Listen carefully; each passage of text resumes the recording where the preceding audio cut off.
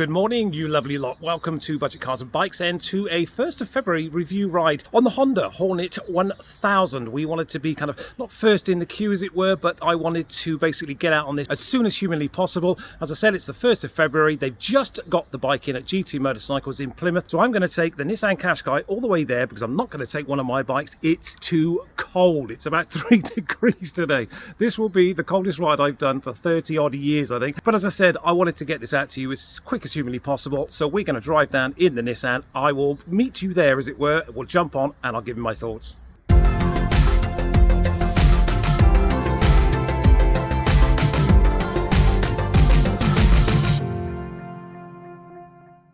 Well, as you can see, guys, we are here at GT Motorcycles in Plymouth. I'm not sure you can see all that.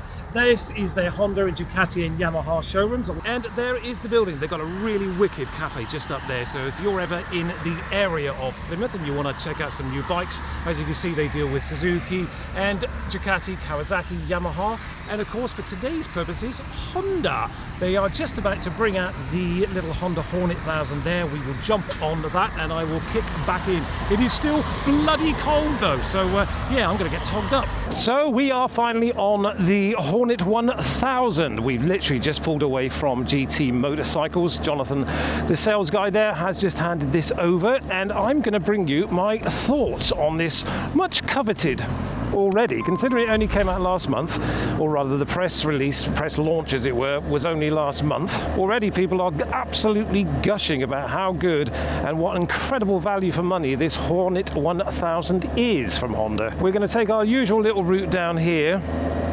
to basically have a little look at what it's like in town, and then we'll jump on the motorway, see what that's all about. It is about 4 degrees, and I'm doing, as I said, just this for you guys. I'm just going to do this video for you guys. I never ride in the winter, and it is the 1st of February, and as I said, bloody cold. I won't bore you with this little kind of 40-30 mile an hour zone nonsense here that we get in Plymouth.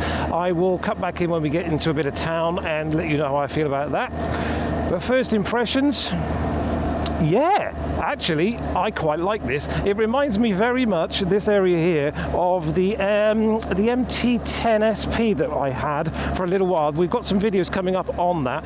If you're interested in seeing a couple of videos on the 2023 Yamaha MT10 SP that I had for a little while, I haven't done many videos on that, but I will do. I promise we'll upload those, and I'll do a kind of a comparison with this. Different kind of bike, that's more of a hyper naked, but this area here feels very, very, very similar to that in a lot of ways. This kind of width down here, I like that. The mirrors so far seem to be pretty okay. I mean, it's a very budget bike. You've got to take that into consideration. This is a very, very much a budget bike, although it's not a parts bin special as some manufacturers do. We have got to be ultra careful here today because this bike has done a grand total of 5.5 miles. I think I'm actually the first person to test ride this bike. Probably in Cornwall, I would imagine. And it's got brand new tyres and brand new brakes. So yeah, talking of brakes, oh blimey, wow. Considering these haven't even been bedded in yet, these brakes are, wow, you can see the dip there. That is impressive. Now bear in mind, this isn't the SP, so it doesn't have the stylemas, which I think the SP has. It's just got the Nissan 4-pots at the front, but yeah, that's, blimey, for stock brakes, that's good. And as you would expect, it is buttery smooth. Every Honda I've ever owned and ridden is buttery smooth. That's the beauty of having a Honda. No one does it quite like Honda do when it comes to their engines. Talking of engines, this is, of course, the 2017 Fireblade engine. They've kind of slipped into this naked bike. And I think that's one of the reasons that they've managed to make it so incredibly budget-friendly, shall we say? So much value for money, is simply because they put an older engine in. Everything is as you would expect at the front here. There's not a huge amount going on. One of the things I'd love to see is this coffin-style reservoir for the brakes here. If you've been following the channel for a while, you'll know I absolutely hate those piss pots that you get. Don't understand it. Even on a kind of value bike like this, they managed to put a nice little coffin, and it's see-through as well. It's only going to be plastic, but I actually much prefer that. There's no excuse for piss pot kind of reservoirs on a bike, in my opinion.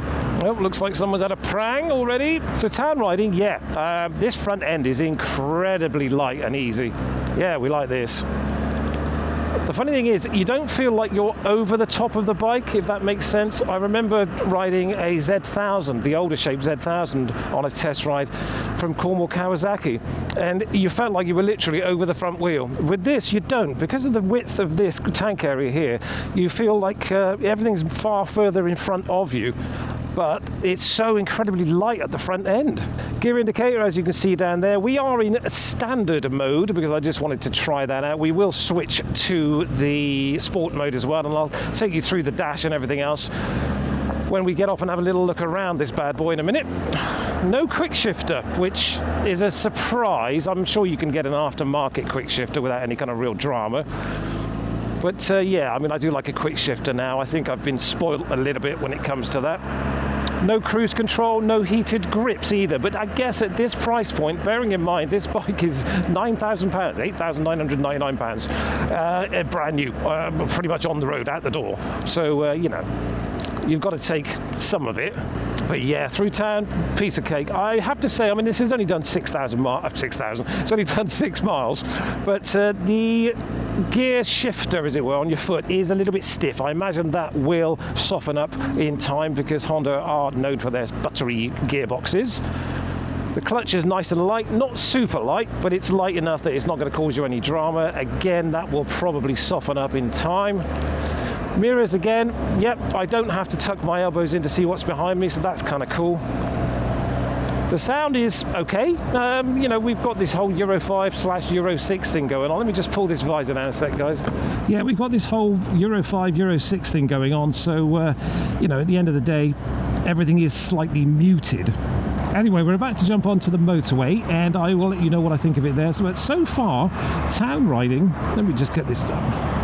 Yeah, because of Euro 5, Euro 6, etc., everything is a little bit muted when it comes to motorcycles right now. You can, of course, put an aftermarket can on there. I'm sure there are probably various options available, and I think that's something I may do. I wouldn't want it to be crazy loud, but maybe something with a bit more of a bark to it would be nice. The seat is, it's a budget seat. I think that's the way I'd describe it. It's not exactly what you might call plush. It's a little bit kind of like a plank of wood, really. It feels quite thin. It feels almost like you're sitting on the frame, which isn't great. Again, I imagine you could either get a gel insert or you could get yourself a touring seat maybe.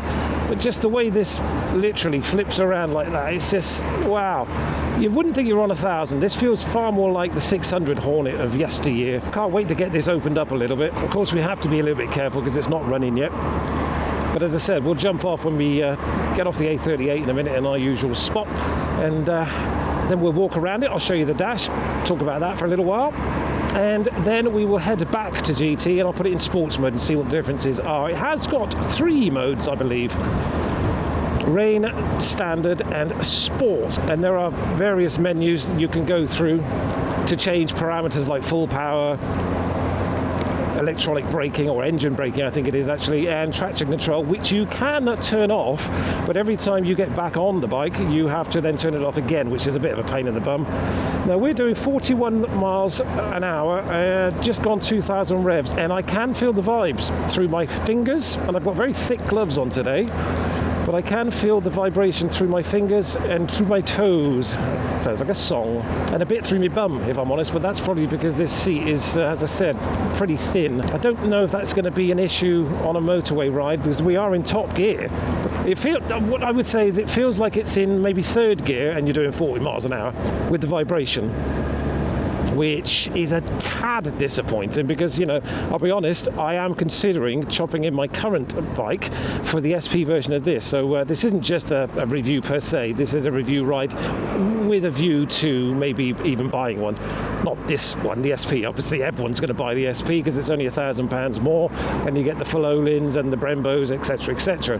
So why wouldn't you? I don't think you could actually upgrade the stock bike to be as good as the SP for that kind of money. So you may as well just spend the grand now and have it done. So we will open this up a little bit in a second if we ever get past these wombles. As I said, we are in standard mode. That little bit of suspension there, you can hear my voice perhaps kind of vibrating there.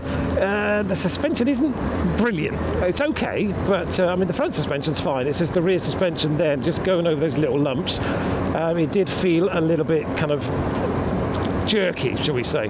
All right, so we are 5th gear, 40 miles an hour.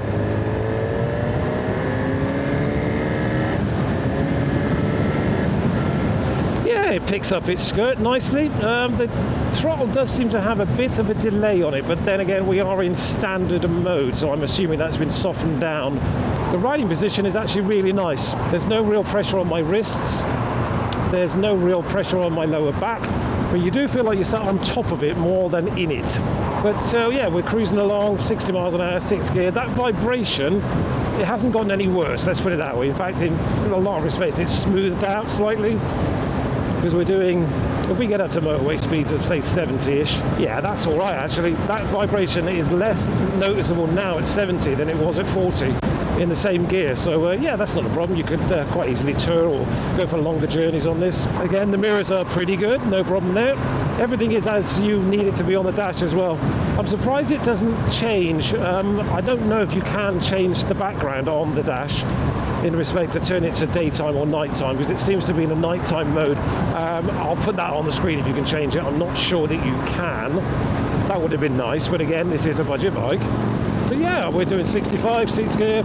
It would be nice to have cruise control, but I don't even think you can have that as an option, which again is a shame, as is the shame you can't have the heated grips. Yes, you can get some Oxford heated grips for sure, but yeah, it's a bit of a shame. There is Bluetooth connectivity as well, so you can hook up your phone and have your Cardi or Cardo, I think it is, headset connected, so that's always good.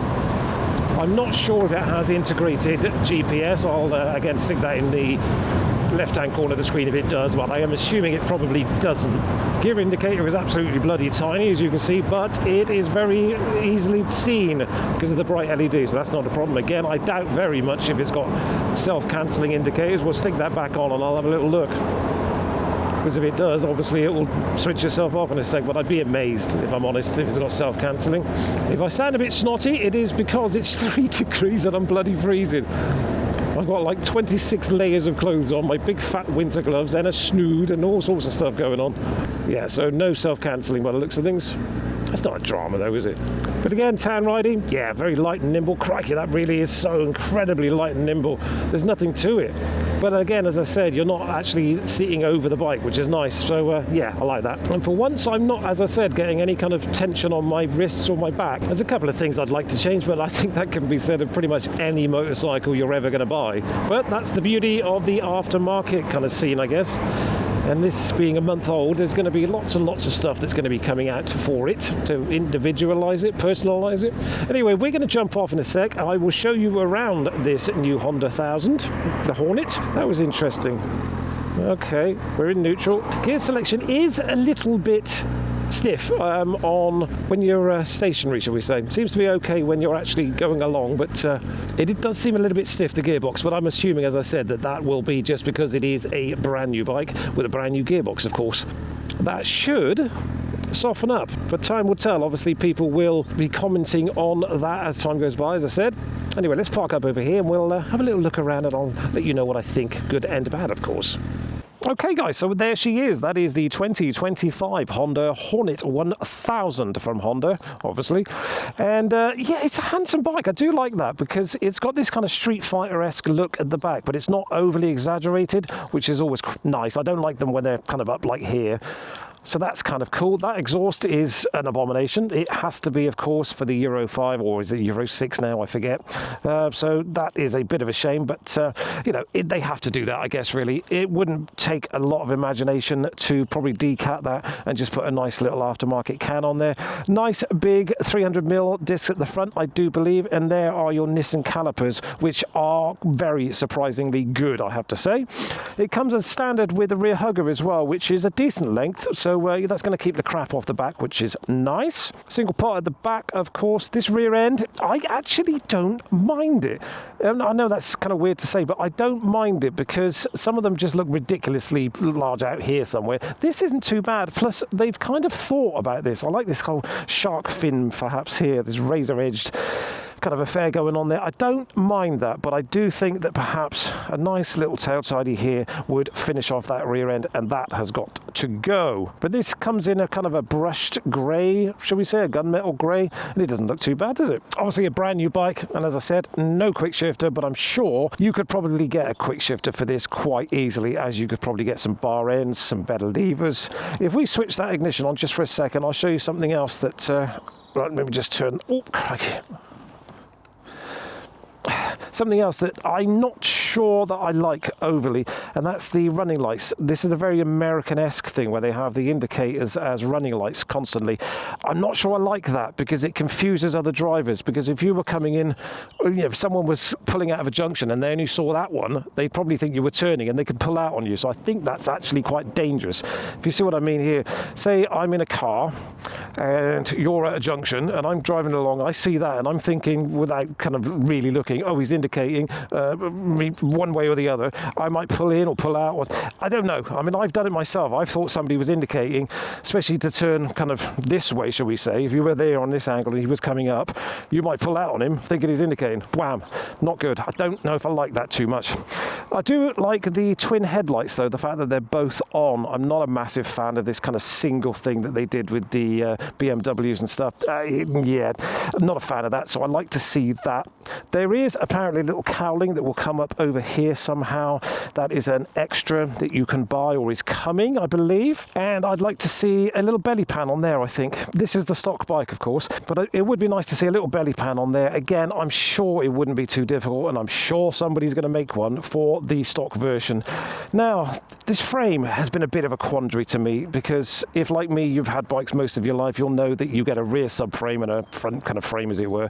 And if you get shunted up the bum, or something happens to the rear end, you can just change the rear subframe and you're good to go. With here, if somebody was to clank you in the back and do any kind of damage to this frame, because it is all integrated, the bike's a write-off. That's it, the frame's gone. So the bike is basically not able to go back on the road, which is a bit confusing, and I think this whole area here is a bit ugly, if I'm honest. Some of these welds are just a little bit, especially on the exhaust here. It's like, well, somebody just obviously spilt a bit of weld on the exhaust there and just left it. So again, budget bike, I get it, you know, and they probably assume that people are just going to take that exhaust off and throw it in the bin and put something better on anyway. I guess that's the feeling. But I mean, that again is it's a bit pants, isn't it, just to leave a blob of weld on there like that. Surprising from Honda, if I'm honest. The rear light is, yeah, it's all right. Looks nice actually from the back there. As I said, that wide tank there, it looks kind of cool. And I don't think, yeah, there's no running lights at the back, so obviously there's no indicators at the back like there is at the front. Right, let's have a look at the dash in more detail. In fact, we'll have a little look at the switchgear. It's very, very simple. Indicators, horn, there's your modes, there's your navigation, start, and hazard lights as such.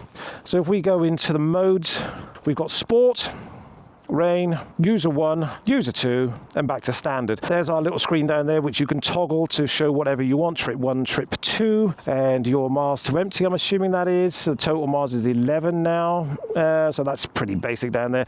You've got everything you need on the side here. There's your phone connectivity.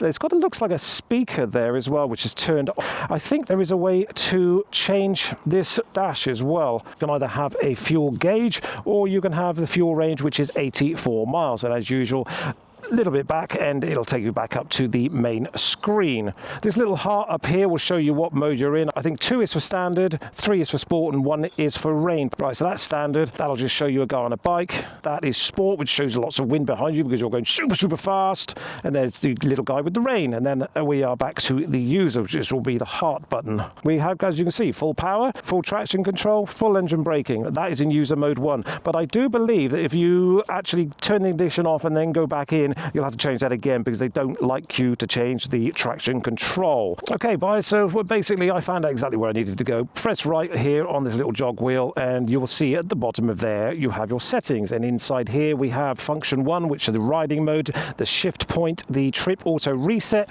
and the Honda security system. Then obviously we go down to display. You've got all the stuff you would expect there. General, which is, again, all the stuff you would expect there. You can Bluetooth pair your phone, all that kind of stuff.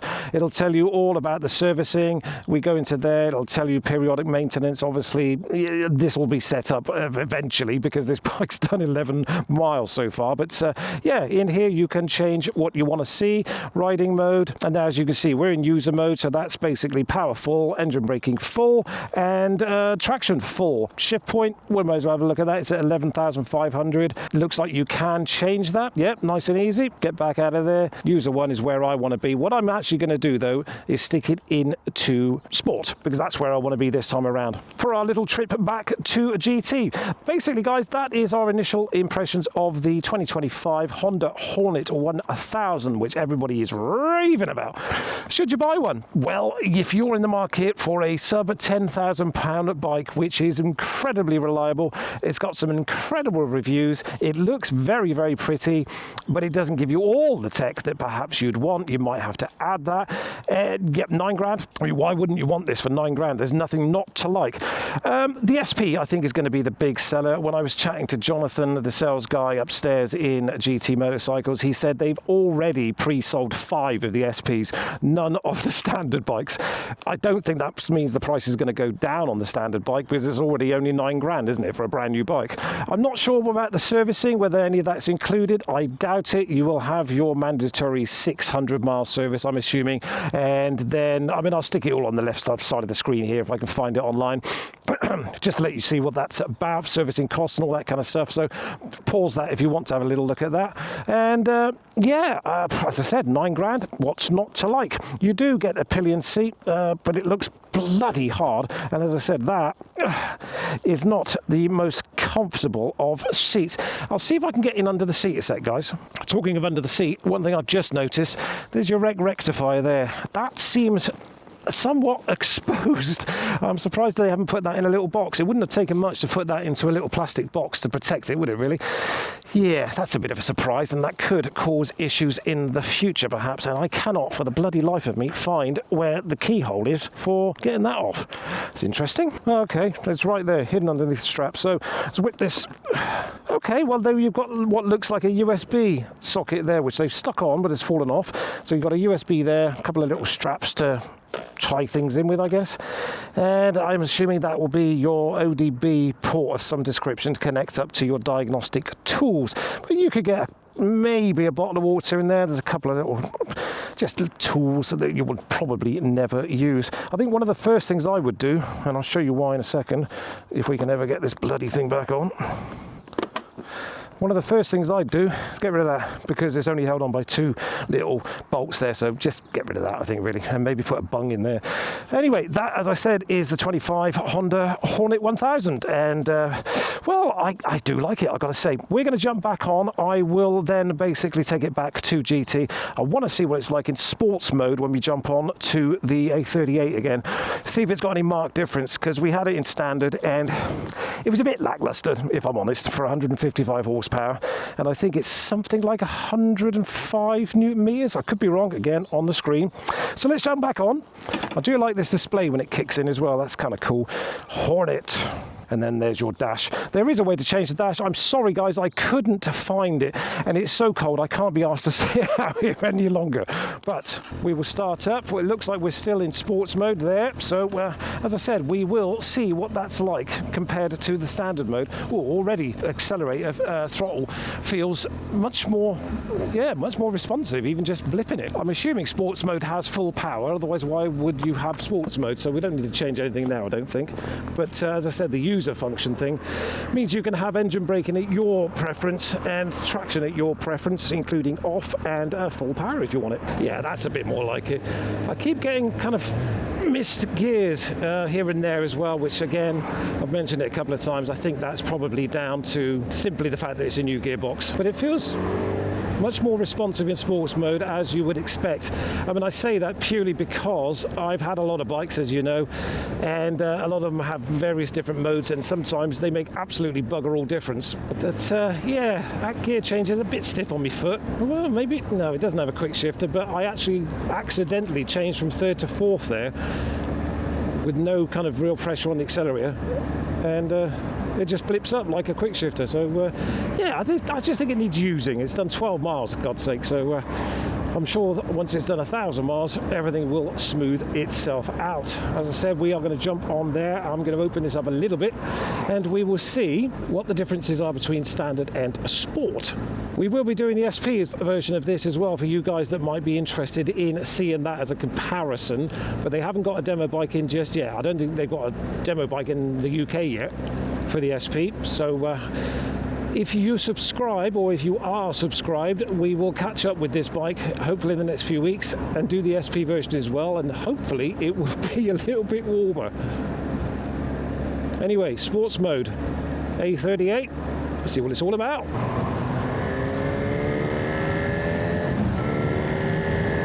Yeah, I would say that picks up its skirt nicely.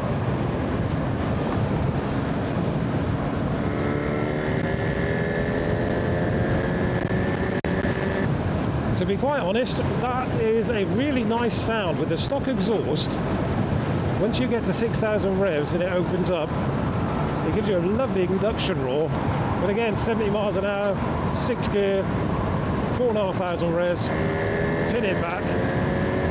There's nothing not to like about that. And there is, as I said, a marked difference between standard and sport, which is a nice change. Yeah, I'm starting to really like this bike. I think it's one of those bikes that you really do need to spend a bit more time on. What I'd like to do is get this out on the open road when it's 20 degrees. And I don't have so many layers on, because obviously I've got everything winter warmer on because it's bloody chilly. But I think if I was a little bit more relaxed and I had a destination, shall we say, not just a quick blim round Plymouth, I'd like to get it out on some B roads, see what that's all about. And well, we are going to do the SP, of course. I'm really looking forward to seeing what that's about. It's not massively more powerful than this, but it does have better suspension, better brakes. I'm not 100% sure if it comes with a better exhaust, but I think it does. And it comes with 5 horsepower more as well, which it doesn't sound like a lot, does it? But if you were to decat this and put a decent straight through, well, maybe not straight through, but you know, smaller baffled exhaust without the cat, I think you could probably get this tuned and be looking probably maybe what, 165, something like that, horsepower wise, which is very close to the MT10 SP power figures if you think about it, for what, 9 grand. Obviously you've got to spend the money to get it mapped and obviously on the decat, etc, etc. But if you bought the SP and they just decatted that, spend a couple of grand, you'd be looking at what, 12 grand, and you'd have something equivalent almost to the MT10 SP for 12 grand. And the MT10 SP is not 12 grand, is it? It's funny how you've got 2 neutral lights as well. As you can see, you've got the neutral, can't see it. It's funny, we seem to have 2 neutral lights as well, one on the main dash underneath the mode that you're in, and then one on the far left of the kind of bezel on the screen, which is a tad odd. Anyway, we are heading back in this lovely traffic to GT Motorcycles. It seems to be quite short geared as well, I think, which obviously you get a lot of that with the inline 4s. I'm, as you know, I'm very much a fan of V-twins, triples, that kind of stuff. So my preference isn't really an inline 4, but it's not a bike that I would say, oh well, no, I can't have that because of one reason or another. If I had 9 grand burning a hole in my pocket in 2025 in March, which I think this is when these are going out, the door as it were, I think I would seriously consider this bike. There's nothing really not to like. There's a couple of things you need to add perhaps, but there's nothing really not to like. And the SP, I think, is going to really kind of change people's minds. I mean, I know that Lamb Chops, as in Lamb Chops Rides, he's actually just done a review on this yesterday, and he's ordered himself the SP without actually having ridden one. That's how much he rates them. And that guy knows a thing or two about motorcycles. So, yeah. And he's a big old boy as well. He's like 6'2". It must be 100 plus kilos, so if he could sit on it. I did actually forget to put a picture of me standing side by side, as it were, on the bike. I'll try to do that in a minute when we get back to GT. But yeah, as I said countless times, there's nothing not to like about this bike. There's nothing that I would say, it's a shame about that. The only thing, as I said, is you might want to add a couple of things, but that's a personal preference kind of situation, isn't it, really? If you don't care about cruise control, heated grips, and extra exhaust, levers, bar-end mirrors perhaps, something like that, then as a standard bike to get you to work and back, have fun at the weekends, and even throw a set of soft panniers over, I think you'd be hard pushed to do better than this. But that is it. That is our kind of first impressions, as it were, ride review on this new 2025 Honda Hornet 1000, the stock version, on a very, very, very cold 1st of February morning. And I've done this just for you guys because I wanted to not have to wait 6 months when everybody's done their reviews. I don't ride in the winter, but I did it for you. So with that in mind, maybe please consider subscribing, give the video a like, a share, a thumbs up, all that kind of good stuff. It really, really, really helps, and I really appreciate the fact that you've taken the time to watch this video. I know there are a lot of videos to watch, and there's going to be a lot more on this Honda Hornet, I'm sure. So as I said, I really appreciate you taking the time to let me tell you what I think of this one. And as I said, if you subscribe, you'll find the next video on the SP coming up relatively soon. And we get a video out once a week, once a fortnight, depending on what we've got going on. Have a look through the back catalogue, you'll see we've done a few videos now. But I digress. This is it for the Honda Hornet 1000, the 2025, the much raved about bike, and I can see why. But from Budget Cars and Bikes, that is it, guys. I'm taking this back to its owner. I've got a lot of stuff to think about, and I can't wait to get on the SP. All right, guys. Again, thanks so much for watching. Give the video a like, a share, a thumbs up. We will catch up in a couple of weeks on Budget Cars and Bikes. Take care, guys. Ride safe, please, and watch out for the next video.